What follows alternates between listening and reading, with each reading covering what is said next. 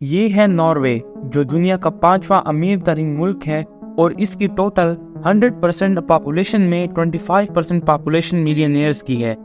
کسی بھی ملک کی خوشحالی کی بات کی جائے تو ناروے ان سب میں سے ٹاپ پر ہے، مگر یہ ملک ہمیشہ سے ہی ایسا خوشحال اور امیر نہیں تھا۔ یہ بات ہے 18ویں صدی کے آخر کی، تو ایک مشہور اکانومسٹ جس کا نام تھامس مالتھس تھا، اس نے ناروے کا دورہ کیا اور اس نے وہاں ایسے لوگ دیکھے جو کھیتی باڑی کر کے اپنا گزارا کرتے تھے۔ یہ ایک ایسا ملک تھا جہاں اونچے اونچے پہاڑ تھے، جس کی وجہ سے سفر تقریباً ناممکن تھا اور تمام قصبے ایک دوسرے سے کافی دور اور الگ تھلگ تھے، اور اسی کے ساتھ ساتھ یہاں کے لوگ کافی زیادہ کم تعلیم یافتہ تھے۔ ناروے کے ویدر کی بات کی جائے تو یہاں 6 مہینے سردیاں ہوتی ہیں، جس کی وجہ سے کوئی کاشتکاری نہیں ہوتی اور زراعت نہ ہونے کے برابر تھی، جس کی وجہ سے یہ لوگ 2 وقت کی روٹی بھی مشکل سے کھاتے۔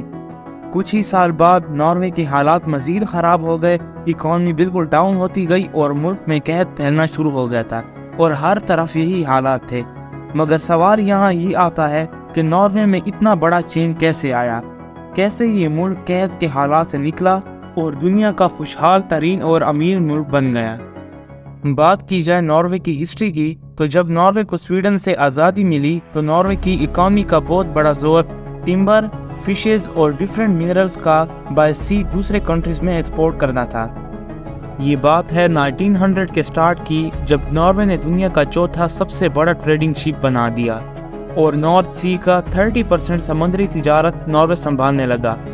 ناروے کا ٹیمپریچر کافی کم رہتا ہے اور یہاں سال میں 6 مہینے سردیاں ہوتی ہیں، جس کی وجہ سے سنو فال ہوتی ہے اور پھر وہی سنو میلٹ ہو کر پانی میں چینج ہو جاتی ہے، اور یہی وجہ ہے جس کی وجہ سے ناروے بالکل کم قیمت میں بجلی بنانے لگا۔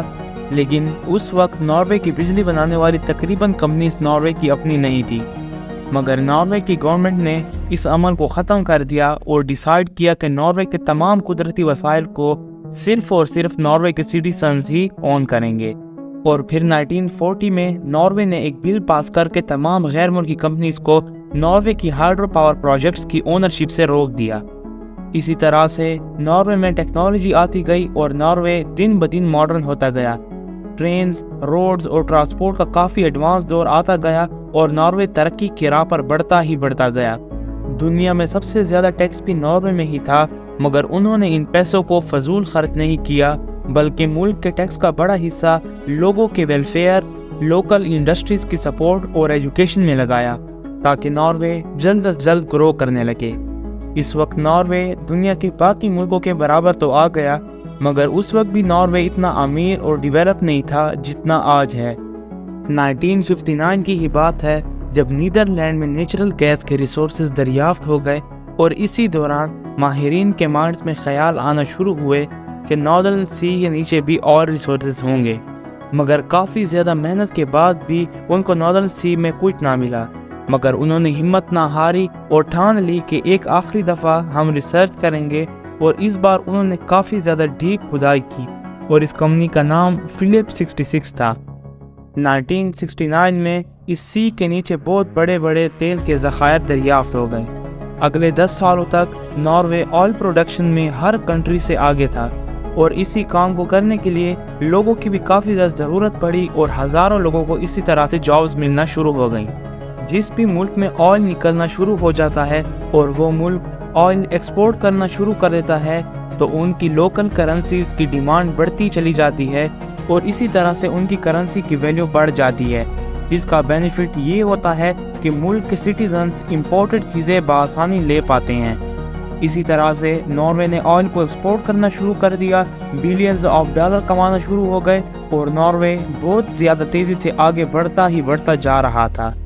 اتنا زیادہ امیر اور ماڈرن ہونے کے باوجود بھی ناروے نے ٹیکس کم نہیں کیے، بلکہ وہی پیسے انفراسٹرکچرز، ایجوکیشن اور لوگوں کے ویلفیئر پر ویسے کے ویسے ہی خرچ کرتا رہا، تاکہ جلد از جلد ناروے کو باقی کے ملکوں سے بھی زیادہ ڈیولپ کیا جا سکے۔ 1990 میں ناروے نے ایک پینشن فنڈ بنایا، جس کا مین مقصد یہ تھا کہ ملک کے باقی سیکٹرز کو بھی سپورٹ کیا جائے۔ اس کا مقصد یہ تھا کہ آئل کے علاوہ ملک میں باقی کمپنیز میں بھی انویسٹ کیا جائے، تاکہ ملک گرو کرے اور لوگوں کو جابز ملنا شروع ہو جائیں۔ اس سے کافی سارے لوگوں کو جابز ملنا شروع ہو گئیں اور لوکل انڈسٹریز بھی ترقی کرنا شروع ہو گئیں۔ یہی تمام یوزفل سٹیپس تھے جو ناروے نے لیے، اور ناروے نے اپنی ڈیپینڈنس کو آئل سے ختم کیا اور دنیا میں ڈیفرنٹ منرلز کی ایکسپورٹ کرنے لگا، جس سے ناروے ایک برف سے ڈھکے ویران ملک سے ایک اتنا ایڈوانس اور ماڈرن ملک بن گیا ہے۔ اور دیکھا جائے پریزنٹ میں تو ناروے دنیا کا 5واں سب سے امیر ترین ملک بن چکا ہے۔ امید کرتا ہوں آپ لوگوں کو ہماری نئی ویڈیو پسند آئی ہوگی۔ ویڈیو پسند آئی ہے تو ویڈیو کو لائک کرنا بالکل مت بھولیے گا، چینل کو سبسکرائب کرنا بالکل مت بھولیے گا۔ ملتے ہیں ایک نئی شاندار ویڈیو میں، تب تک کے لیے اللہ حافظ۔